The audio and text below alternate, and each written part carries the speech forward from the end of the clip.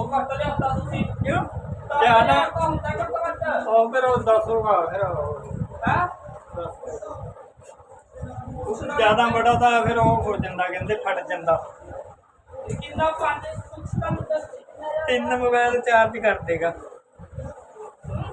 3 mobile charge कर देगा एक बारी ਕਿਸੇ ਨੂੰ ਡਬਲ ਫੋਨ ਦਾ ਚਾਰਜਿੰਗ ਲਗਾਉਂਦਾ ਹੀ ਹੈ ਜੇ ਅਗਲਾ ਕਹਿੰਦਾ ਫੋਨ ਚਾਰਜਿੰਗ ਨਾਲ ਕਹਿੰਦਾ ਇੱਕ ਲਗਾ ਲਓ ਪਹਿਲਾਂ ਫਿਰ ਪਤਾ ਕਿਉਂ ਜੇ ਡਬਲ ਲਗਾਏਗਾ ਨਾ ਤੁਹਾਡਾ ਫੋਨ ਇਹਦਾ ਪਾਵਰ ਬੈਂਕ ਟਿਪ ਦਾ ਨਾ ਉਸ ਉਹਦੇ ਭਾਈ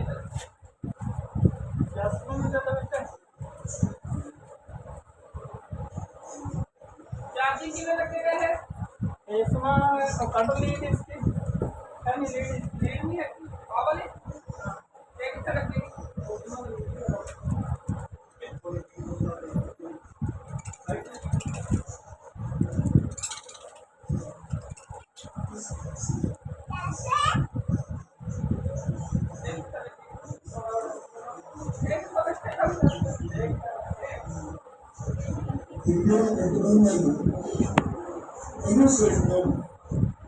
पता कितने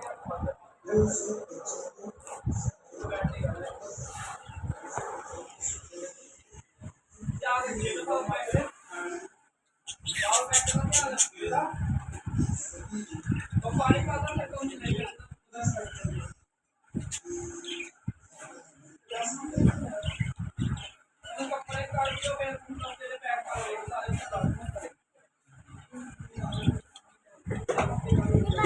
तो मक्की के दाने थे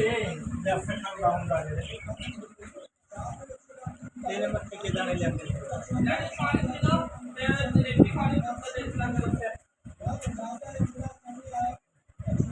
कागज में पाइए